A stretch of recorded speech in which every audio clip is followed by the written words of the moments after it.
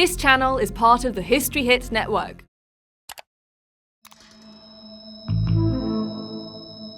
How could a man who seemed quiet, who had a happy, uneventful childhood, be able to dramatically change crime by making several women disappear forever? During the First World War, the men are at the front, while the wives, left behind, have to get work in order to survive. Taking advantage of the situation, the Bluebeard of Gombe used matrimonial ads to entice single women in order to relieve them of their assets. Their bodies are never found. Nothing more than a few bones, which prove nothing. Inspector Jules Belin will lead an extraordinary investigation to thwart the culprit who meticulously covered his tracks. Henri Désiré Landru has captivated international public opinion, and several filmmakers have brought the famous killer to the big screen. Charlie Chaplin played him in the 1947 film Monsieur Verdoux. Claude Chabrol directed Landru in 1962, and more recently, in 2005, Patrick Timsit's character was modeled on the famous criminal in the Pierre Bouton film The Landru Case. All these films serve to perpetuate the infamous Landru affair.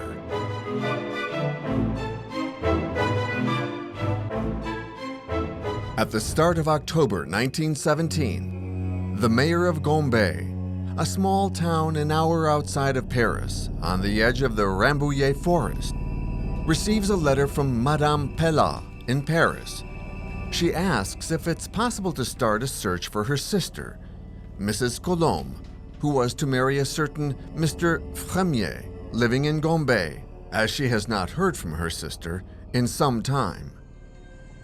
In 1917, France is in the horrors of war. It was the terrible year of Verdun, the Chemin des Dames massacre. Thousands of soldiers die in the hell of the trenches, so the disappearance of a young woman doesn't seem important in the eyes of a town's mayor, who files the letter away without attaching any real importance to it. But 2 years later, a new letter arrives at the town hall. It's signed Marie Lacoste, and she asks for any news of her sister, Mrs. Buisson, who is supposedly staying with Mr. Fremier in Gambay. She hasn't had any news from her sister for some time. It's 1919. The war is over and life is getting back on track. The mayor's assistant, who conscientiously organizes the files, finds the letter received in 1917 and compares it with the one he has just received. There's no doubt about it. The two women are talking about the same person. A mystery remains. There is no Mr. Fremier in Gambay, but the description of the individual, a bearded man, corresponds to that of a tenant in an isolated house situated at the entrance to the village.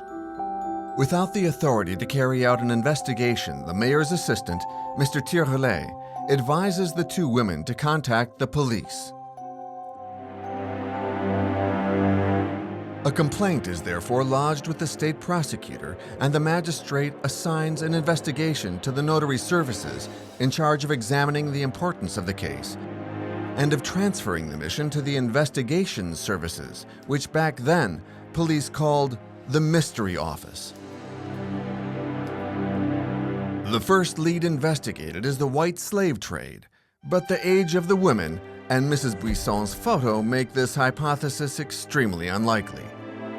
By interrogating the families, Inspector Adam quickly observes that he must concentrate his research in Gombe, and that he should also pass on the case to the City of Mont's Public Prosecutor's Department. March 16, 1919, police officer Jules Hébé arrives in Gambay to interrogate the inhabitants. Very quickly, tongues start wagging, and the finger is pointed at the house at the entrance to the village. It belongs to Mr. Tric, who rents it out to a certain Mr. Dupont.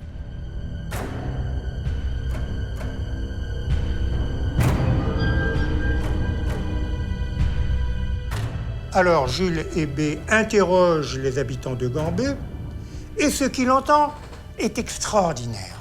History Hit is like Netflix, just for history fans, with exclusive history documentaries covering some of the most famous people and events in history, just for you. Whether you're looking to dive into life and crime in Victorian London, or the forgotten history that deserves to be heard, History Hit has a documentary for you, just a click away. We're committed to bringing history fans award-winning documentaries and podcasts that you can't find anywhere else. Sign up now for a free trial, and Absolute History fans get 50% off their first 3 months. Just be sure to use the code AbsoluteHistory at checkout. Ce fiancé barbu, ce barbu de taille moyenne, tout le monde le connaît, on l'appelle l'homme mystère. Et effectivement, il est bien mystérieux. D'abord, il a 4 noms. Il s'appelle Frémier, Cuchet, il s'appelle également Dupont et Guillain. C'est un peu beaucoup pour un seul homme, donc ça, c'est déjà très louche. Et ensuite, bien, son manège semble tout à fait extraordinaire aux habitants de Gambé. D'abord, à peine arrivé, il se fait livrer une énorme cuisinière et d'énormes quantités de charbon. Et pourquoi faire, bon Dieu? Il réside par intermittence. Mais il y a pire. Cet homme arrive à Gambé. Et lorsqu'il arrive à Gambé, il n'est jamais seul. Il est toujours accompagné d'une femme, mais à chaque fois, c'est une femme différente et des femmes d'âge les plus divers. Et ce qu'il y a encore de plus extraordinaire, c'est que, arrivant accompagné d'une femme, il repart toujours tout seul. When questioned, the rural policeman declares, "I couldn't tell you what went on in the house, but there is something strange about it. When it was lived in, the shutters looking out onto the road were never open." Other local witnesses speak of a nauseating smoke coming out of the house's chimney.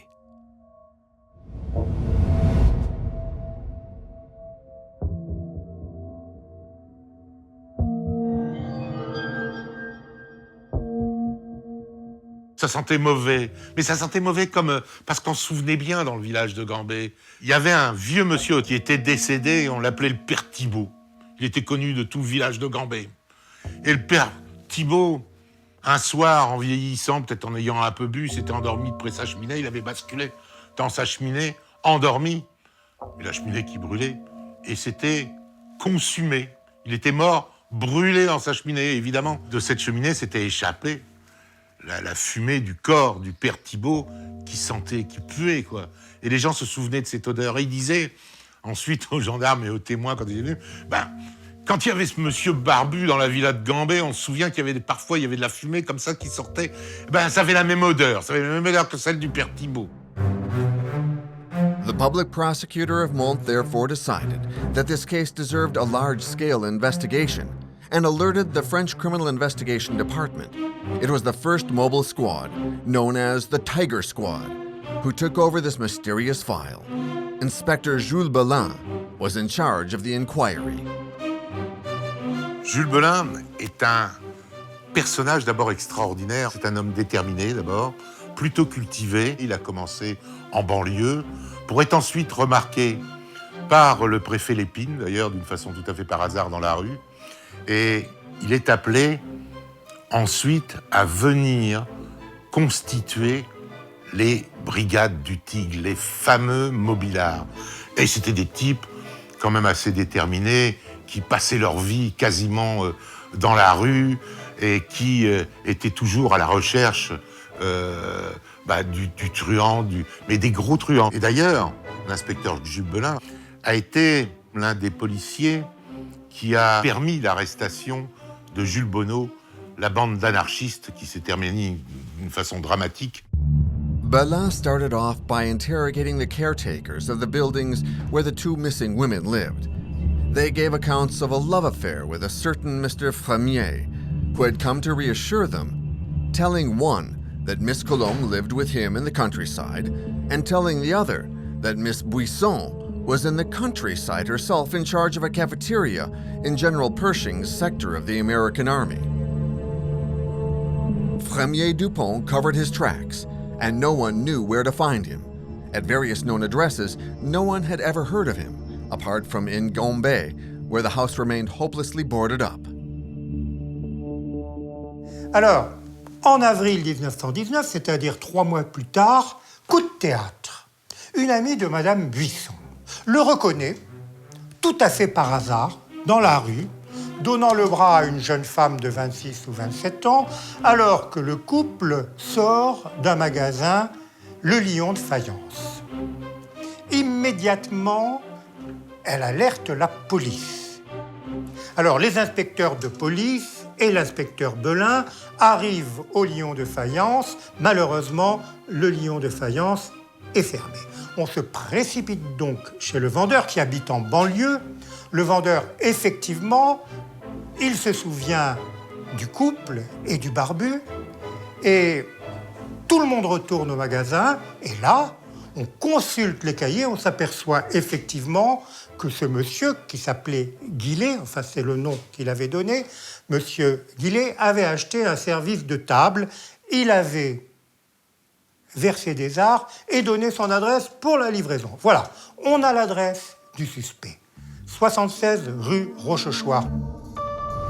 Inspector Belin hurries to Rochechouart Street, but it's 2 o'clock in the morning. Belin doesn't want to lose his lead. He decides to spend the night in front of the building. The following morning, he finds out from the caretaker that Guillet has left to go on holiday with his partner for a week. The inspector knows he's onto something. He spends every day in front of the building on Rochechouart Street. And on April 11th, around 11 o'clock in the evening, the caretaker tells him that Guillet has returned home. This time I've got him, Belin thinks, but he must wait. The questioning can't happen before sunrise. So as not to take any risks, the inspector decides to spend the night on the landing in front of the apartment's door.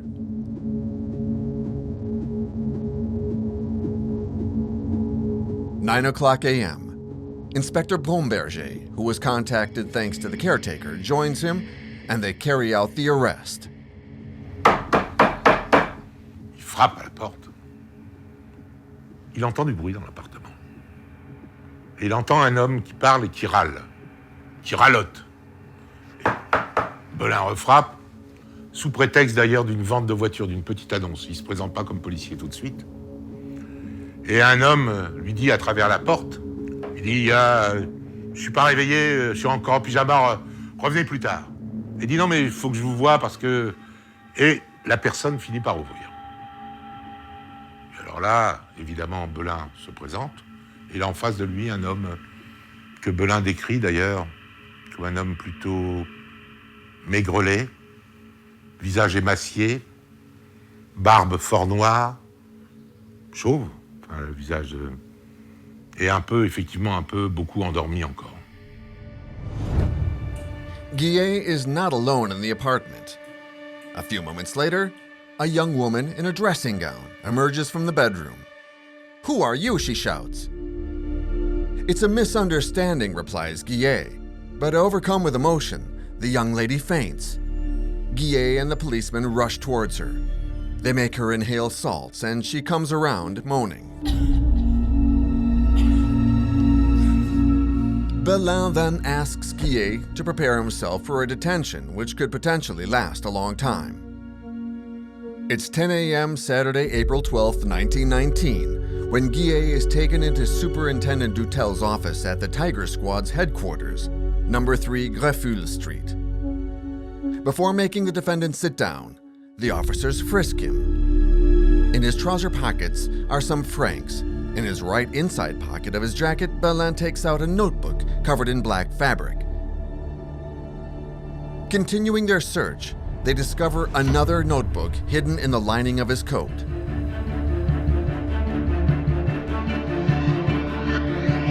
The Public Prosecutor's Department of Mont has sent a warrant in the name of Dupont, aka Fremier. "Do you go by these names?" asks the superintendent. "My name is Lucien Guillet, and I was born in Rocroi in 1874, the concerned party replies. "Do you know 2 women by the names of Colombe and Buisson?" Guillet nods his head in agreement. "These women who you promised to marry disappeared after they followed you to Gombe." "Gentlemen," Guillet replies, "they weren't left in my care. If these women have disappeared, It's not for me to find them. It's for the police to look for them. The questioning proves to be complicated. Guillet doesn't seem to want to help the police. Police custody can only last for 24 hours, and nothing seems to bring him out of his shell. Belin rushes to the suspect's home to carry out a search in order to find new evidence, and there he finds a rental receipt for a garage on Maurice Street in Clichy in the name of Landru. Immédiatement, on se précipite à Clichy, on perquisitionne, et dans ce garage, que découvre-t-on? On découvre une caverne d'Ali Baba, mais une caverne d'Ali Baba macabre.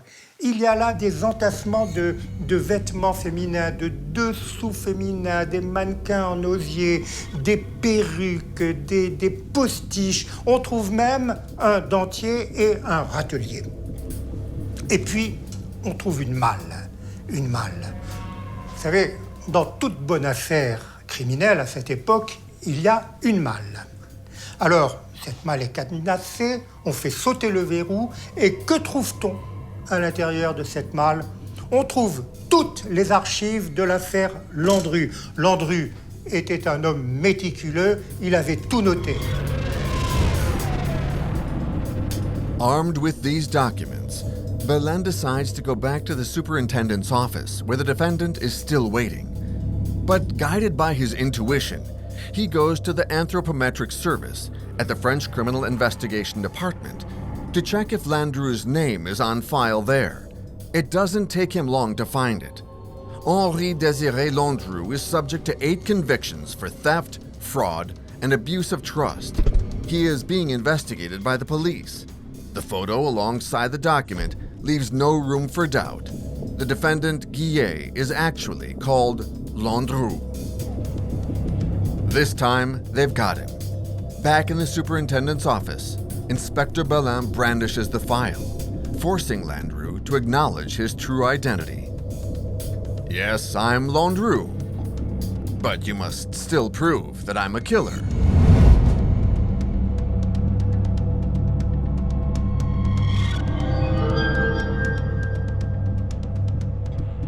Landru est un homme qui est né le 12 avril 1869 dans une famille parisienne du 19e arrondissement. Sa mère était repasseuse, son père était chauffeur aux forges de Vulcain.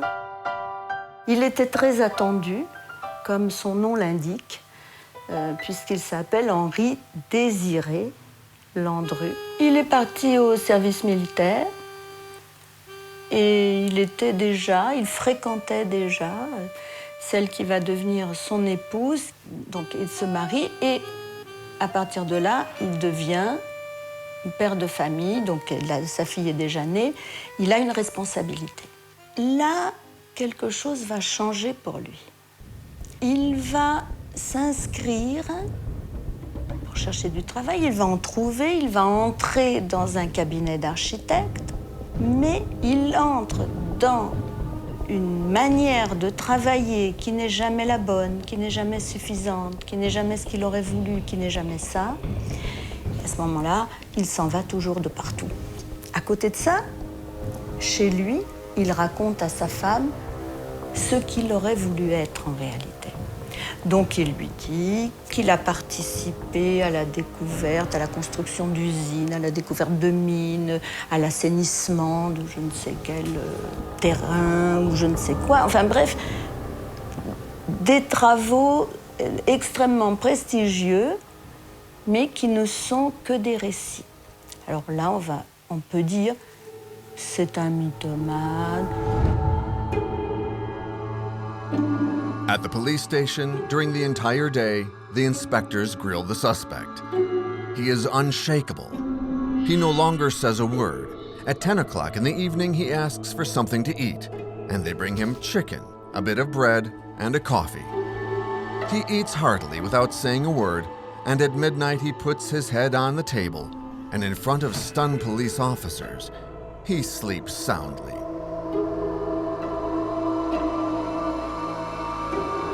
At 6 a.m. the following morning, Landru opens his eyes and asks for a milky coffee and croissant. The police officer starts questioning him again, but it's still like talking to a brick wall. The time in police custody comes to an end, and the suspect has confessed to nothing.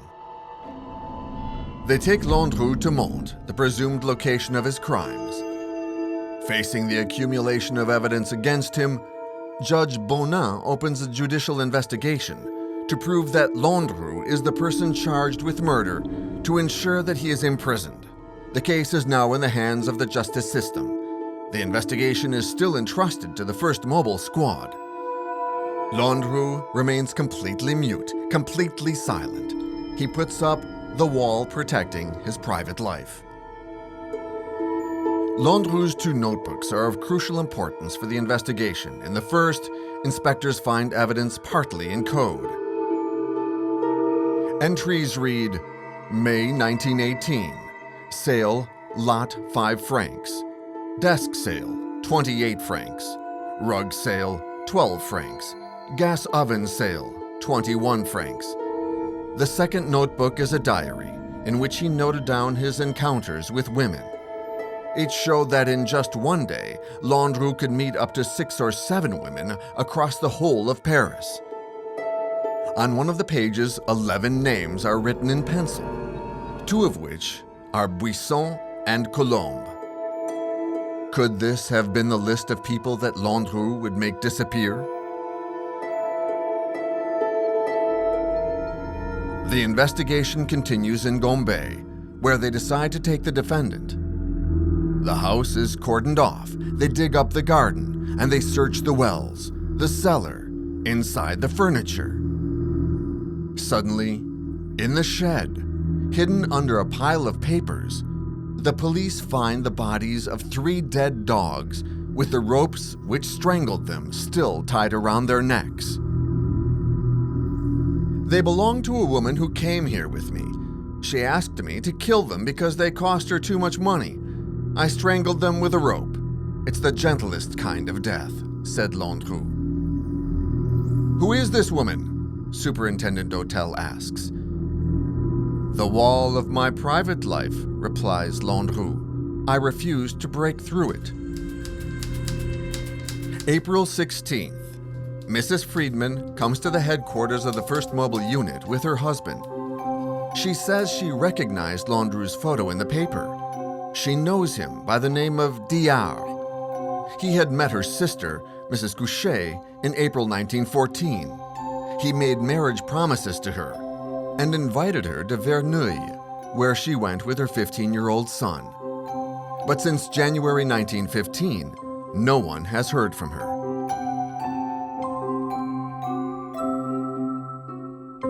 Taking out the list found in Landru's documents, the inspectors find the name Couchet next to the letter J, idem. Together with the names Buisson and Colombe, this now makes 4 identified victims. There are just 7 left to find. The 4 disappearances are making the headlines. Le Matin alluded to Bluebeard. The Landru drama begins, and all the newspapers bring out their bits of information. Alors, la presse va jouer un rôle capital dans l'identification des victimes de Landru. Tout d'abord, il faut savoir ce qu'est la presse. En 1920, la presse est une institution gigantesque, tentaculaire. Le moindre quotidien tire à plusieurs centaines de milliers d'exemplaires, sinon à plusieurs millions d'exemplaires. Or, la photographie de presse a fait son apparition au début du siècle. La tête de Landru est donc dans tous les esprits. Dans ces conditions, la police judiciaire va recevoir des dizaines de milliers de lettres pour dire « mais tel individu, on le connaît, telle personne qui a disparu à telle époque était en sa compagnie ». Donc pour la police, un problème monumental se pose. Comment faire le tri? Fort heureusement, la police n'a pas communiqué à la presse les noms des femmes inscrites au carnet fatal. Donc dès que l'un de ces noms apparaît dans une lettre, immédiatement on sait que la piste est bonne. It's by reading the newspaper that Miss Van Hove, the caretaker at 330 St. Jacques Street, recognizes the bearded man who, in January 1919, seduced one of her building's tenants, Miss Marchadier. Marie-Thérèse Marchadier, eh bien, c'est une prostituée, c'est une courtisane de haut vol, elle a 39 ans, c'est une belle femme et elle rêve de se reconvertir dans une existence honnête et bourgeoise. Et pour cela, elle a amassé un certain magot, un petit pécule.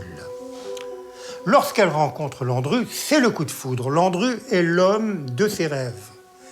Pour Landru, c'est également le coup de foudre. Mais Landru, lui, le coup de foudre, c'est pour le magot.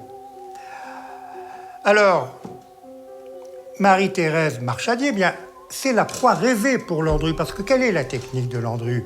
Isoler ses fiancés, les couper de leur famille, les couper du monde pour réduire au maximum le nombre des témoins. Or, pour toute famille, Marie-Thérèse Marchadier n'a que 2 petits chiens griffons qu'elle adore, Mimi et Loulou, qui, soit dit en passant, termineront leur carrière au bout d'une corde. Dès lors, pour Landru, l'affaire est entendue, c'est sans état d'âme qu'il recrute Marie-Thérèse Marchadier pour son fonds de commerce. A few days later, Adrienne Poilot, a friend of Marie-Thérèse Marchadier, goes to see the investigators. She explains that her lovely little Mitez had spoken to her about a fiancé, Lucien Gouillet, nicknamed Landru, a charming and well-mannered man. Marie-Thérèse had to leave for the countryside to live with her fiancé, and Adrienne entrusted her with a small black dog who was slightly unwell. That's when she married Thérèse's fiancé, who made a good impression on her and reassured her that the animal would be fine. No doubt about it, a new name is found on the list, and the dead bodies of the 3 dogs found under the pile of leaves in the Gombe house belong to the beautiful woman and her friend.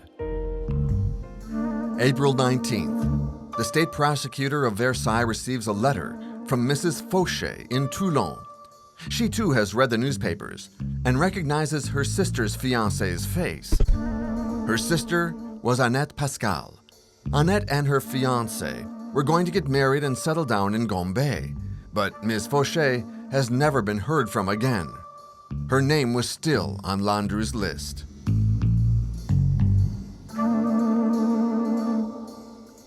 On April 21st, Mr. Rigaud comes to the superintendent's office.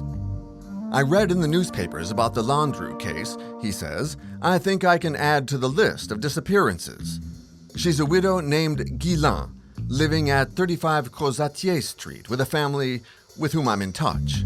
The inspectors immediately follow this lead, and in less than 24 hours, Miss Guillain's story is pieced together. Miss Guillain was over 50 years old, a former housemaid. She'd inherited a tidy sum of 20,000 francs from her lover. Now able to take care of herself, she wore fashionable outfits and had decided to change her life. It was by the means of marriage ads that she came to know Mr. Couchet. He was pretending to be the French consul in Melbourne, Australia. Good enough to seduce a woman who is in search of status.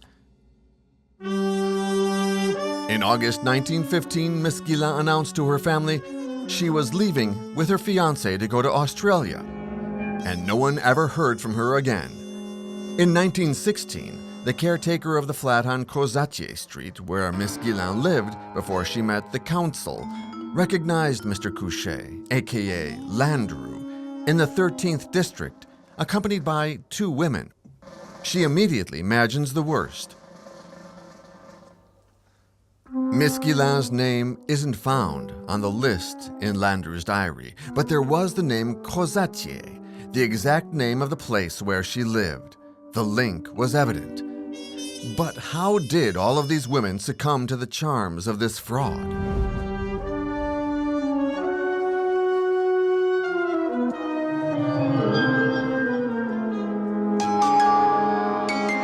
Ces femmes ont succombé à mon sens, au charme de Landru. Déjà, c'est une période particulière, on est en temps de guerre. Souvent, ces femmes sont veuves, elles ont été mariées, elles ont perdu leur mari au front. Là, c'est vrai qu'il y a peu d'hommes et qu'elles ont besoin d'être séduites. Il y a un certain besoin aussi de refaire sa vie et on a une meilleure place sociale, il est vrai, à cette époque-là, quand on est marié et qu'on a une famille.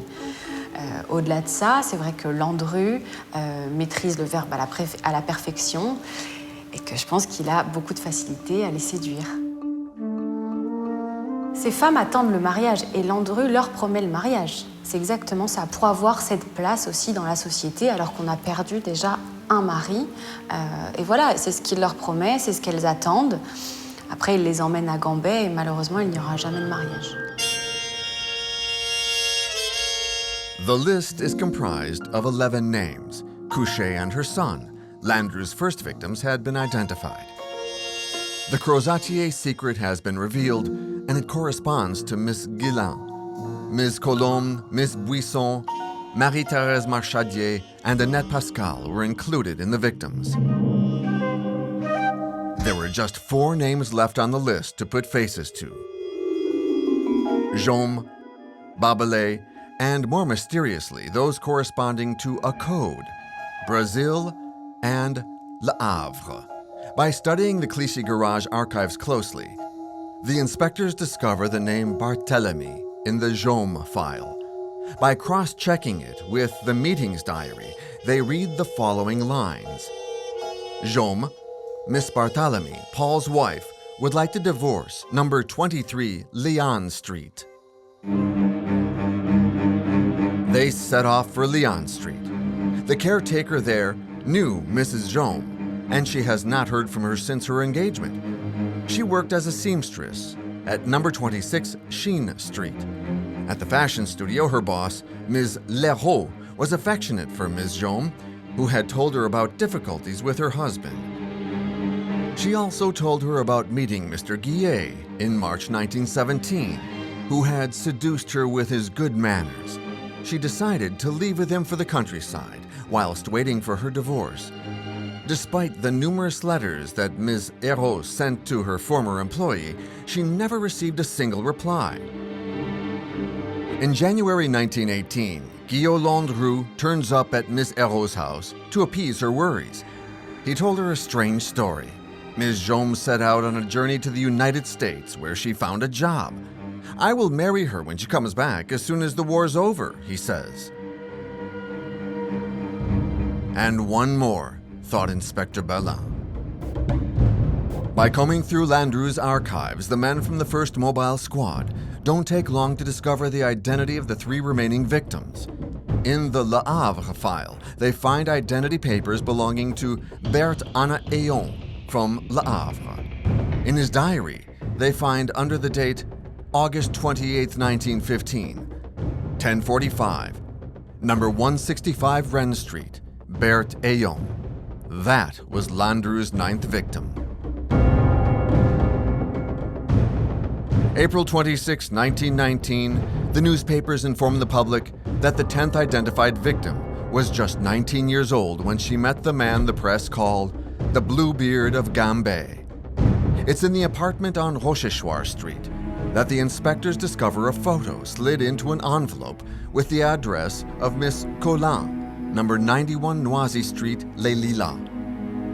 Miss Collin was the mother of the young André Babelais, who had disappeared after having met Landru. In Gambais, people remember this young girl riding her bike around outside the sinister house, but she's disappeared from sight. After April 1917, her mother never heard from her again. In despair, she informed the police, looked for her daughter in hospitals and in morgues, but it was all in vain. Now the inspectors just need to discover what's meant by the code name Brazil. Alors là, on va s'aider des archives de Landru, trouvées dans sa malle, et on s'aperçoit que l'une des femmes est née en 1868 à Buenos Aires. Alors les enquêteurs se disent, à Buenos Aires, l'Amérique du Sud, évidemment, Buenos Aires, c'est l'Argentine et non pas le Brésil. Mais enfin, se dit-on avec philosophie, peut-être que Landru était mauvais géographe et qu'il aura confondu le Brésil et l'Argentine. Et effectivement, au cours de leurs investigations, les inspecteurs interrogent une gardienne d'immeuble. Et cette gardienne leur apprend que dans cet immeuble habitait une certaine Madame Labordeline et que cette Madame Labordeline, un beau jour, a disparu après avoir fait la connaissance de l'homme de ses rêves. Or, cette Madame Labordeline était née à Buenos Aires. Voilà. On avait identifié Brésil. The inspectors also carry out several investigations in Verneuil, where Landru had rented a house prior to the one in Gambé. They were particularly interested in the stove, which could have been used to burn the bodies, in Jouvieux, where he had stayed for a few weeks with Ms. Couchet. Presented with a multiplicity of crimes and places, which depended on different public prosecutors' departments, the decision was made to lead the investigation in Paris, where the majority of witnesses were located. On April 27, 1919, the prisoner transfer from Mont to Paris is organized, and the link between the investigation reports was entrusted to the examining magistrate, Mr. Bonin. In the examining magistrate's office, Landru declares in the form of a preamble, "Question me on anything you like. I protest against the accusations which have been made against me. The investigation will shortly show my perfect innocence." It wasn't enough to rely on the defendant to find out the truth. Without a body, there was no way of proving Landru was guilty. The inspectors set out again on the hunt for evidence. There's no doubt in the investigators' minds that Landru had made the 11 victims on the list disappear. But did he stop there? In these files, the names of 283 women were noted over the space of 4 years. All were rediscovered. Some had died from natural causes. Just the 11 names written in Landru's notebook had disappeared.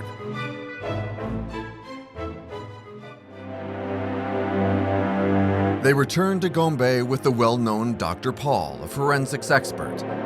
In the shed at the bottom of the garden, a pile of ashes containing bone remains intrigued the investigators. The experts are immediately called in. The ashes and the oven were taken to be analyzed in the lab. The experts' report is clear. After the examination, 1,500 grams of bone and teeth remains of human origin were found, and 996 grams came from a human skull. 187 bones were identified, and it was established that the bones indisputably came from 3 skulls, 6 hands, and 5 feet from 3 different bodies. Moreover, the remains of a 4th body was also identified. This was confirmed by different testimonies from the neighbors, who on several occasions had pointed out a nauseating smoke coming from the house's chimney. It seemed that the disappearance of these bodies was explained by them being incinerated in the famous oven. However, a doubt remains. Just the remains of skulls, hands, and feet were found amongst the ashes. Not a single fragment belonging to other parts of the human skeleton were found. The testimonies once again directed the investigators. Landru had been seen on several occasions crossing the countryside in the woods around Gambé. Alors on interroge tout le monde. Et bien sûr, en pareil cas, tout le monde a vu quelque chose.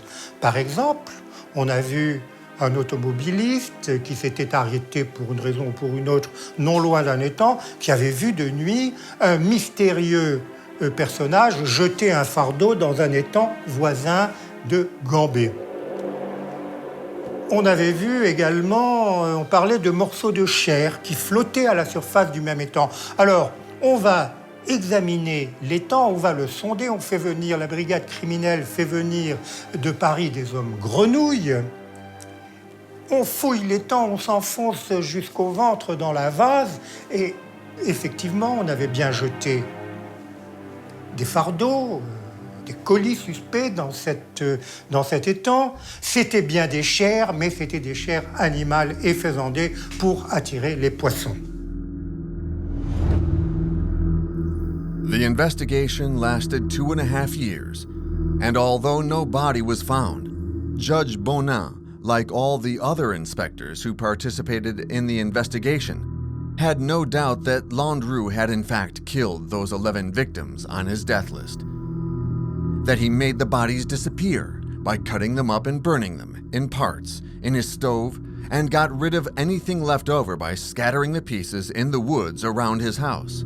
His sole aim was to recuperate the assets and savings of his victims who he recruited by way of small adverts. But how was Landru able to change from the role of a fraud to a killer?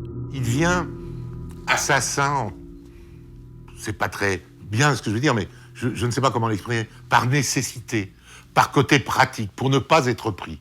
C'est pour ça, mais c'est pas un assassin dans l'âme, c'est pas un serial killer, c'est un tueur récidiviste, Landru. Mais il va tuer parce que il faut bien se débarrasser. Ce qu'il met en dehors des normes en tant que terrible criminel et qui va marquer la mémoire collective, c'est que dans l'histoire des annales criminelles françaises, Henri Désiré Landru va être le premier assassin à mettre en place une méthode de disparition de ses victimes. Et elle est totale, puisque dans sa maison, l'une des maisons la plus célèbre, celle de Gambé, là où il achète la cuisinière, où il fait brûler ses victimes, c'est vraiment avec l'intention qu'on ne retrouve rien. Et c'est vraiment pensé, calculé, élaboré et réalisé. Et ça, c'est quand même le côté du personnage, un des côtés du personnage les plus effrayants qu'on retrouvera jusqu'à sa fin, jusqu'à la veille de son exécution, puisqu'il est d'un cynisme incroyable. When Judge Bonin returns Landru's investigation file to the Court of Criminal Appeal, it contains 7,000 pages.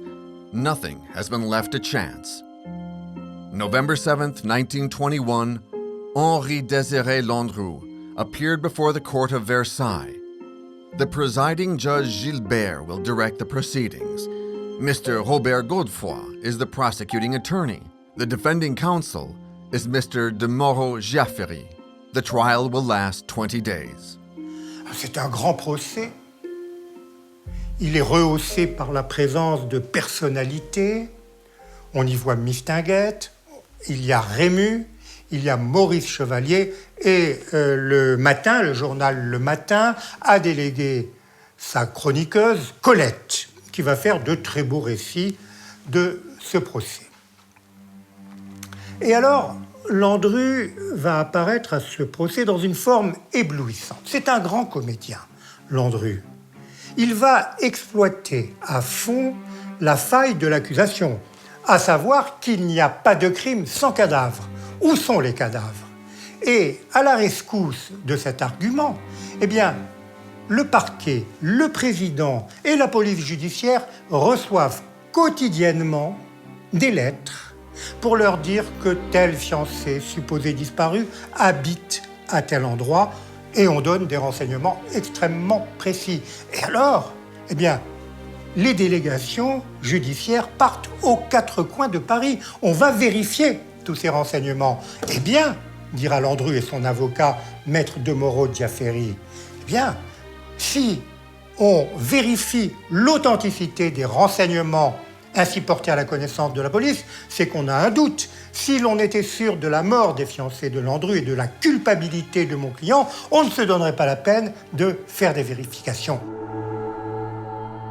Despite the horrors evoked when describing the appalling crimes committed by Landru, intense debates accompanied by polite language take the public from horror to laughter. When the prosecuting attorney said, "Mr. Landru, we estimate that you have 283 successive fiancés," the defendant got up and addressed the court and the public, and he said, "And I only killed 10. How lenient of me." Then at another moment, "My head. You always talk about my head. I regret not having several to offer you, Mr. Prosecuting Attorney. On Monday, November 21st, the 10:27 train from Paris to Versailles is full.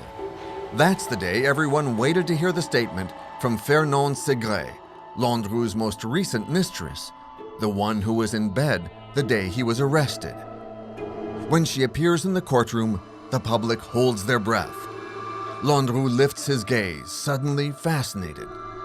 Fernand Segret approaches the bar, stumbles, puts her hands to her eyes, and bursts into tears. Upon Mr. de Moreau-Jaffrey's request, the presiding Gilbert decides to postpone the witness's testimony until later. Judging she is not in the right state of mind for answering questions, the following day, the beautiful woman appears again. The crowd murmurs.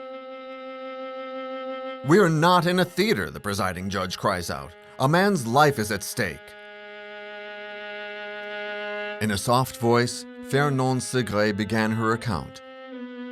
"I met Lucien Guillet on a tram where he gave me his seat. When I got off, he followed me and tried to make conversation. Then Fernand got upset, burst into tears. 'Can you continue, miss?' asked the presiding judge. 'I'm so unhappy. How could I not have predicted this?' Landru listens to her.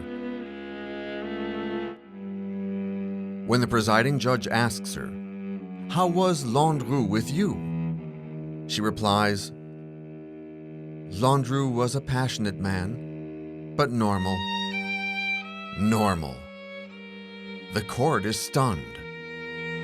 After the summing up for the prosecution, the prosecuting attorney Godefroy claimed in his own terms the suppression of this corrupt branch of the social tree.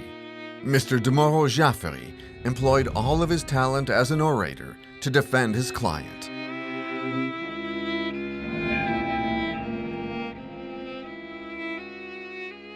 La plaidoirie de mon grand-père a eu cette particularité qu'elle s'est déroulée en 2 après-midi consécutives. L'une, qui était pour ainsi dire un cours de droit civil, dans lequel il a développé le fait que les disparues ne sont pas légalement mortes. Il faut 30 ans pour qu'un disparu soit réputé mort. Le lendemain, mon grand-père a développé la notion d'erreur judiciaire. Il l'étayait avec le fait que les cendres qui avaient été retrouvées étaient anormales et ne correspondaient pas à des cendres humaines. Elles étaient anormales parce que le taux de phosphate était, paraît-il, trop élevé. Par ailleurs, on avait retrouvé dans le jardin un os qui devait ressembler à cet os qui a été chez mon grand-père, que j'ai récupéré, et qui était un os de veau, mais il avait été coupé avec la même scie à métaux que celle qu'utilisait Landru chez lui.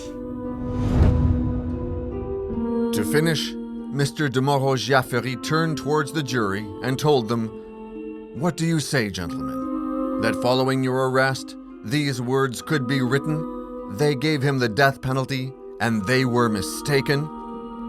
"Landru, have you got anything to declare?" the presiding judge asked. Highly dignified, Landru stood up and said, "Yesterday you all accused me of these crimes and faults, but Mr. Prosecuting Attorney, I still see myself as having one virtue, that of being a father and a husband. On my head be it, I swear, I never killed anyone." At 6:40 p.m. on November 30th, 1921, the jury withdraws to deliberate their verdict. 2.5 hours later, they come back into the courtroom, and Landru's guilt is confirmed. He stayed in the court as the verdict was delivered. The magistrates withdrew. 3 hours later, they came back and presiding Judge Gilbert pronounced the verdict. According to the letter of the law, the court condemns Landru to death. Mr. de Moreau-Jaffrey would not admit defeat, and he succeeded in getting the jury who had just condemned Landru to sign a plea for pardon. and his conviction was such that all appended their signatures, and even the families of Mrs. Couchet and Ms. Pascal joined them. The President of the Republic, Alexandre Milleron, refused Landru's plea for pardon, and on Friday, February 24th, the guillotine was set up in front of the prison of Versailles. At 6:00 a.m., officials went into the condemned man's cell. "Landru, be brave." Landru was stretched out. Clearly, he had slept well. On his way to the guillotine, Landru leaned towards his lawyer and thanked him for having defended his case. So Mr. de Moreau-Jaffray took the opportunity to ask him, "Landru, you have nothing to lose. Tell me the truth. Don't leave this world with your secret." Landru turned towards him and said, "My secret, sir, is my baggage, and I will take it with me." At 6:10 a.m., the guillotine blade sliced off Landru's head. In his notebook, the executioner noted, "Saturday, clear weather, 6:10 a.m."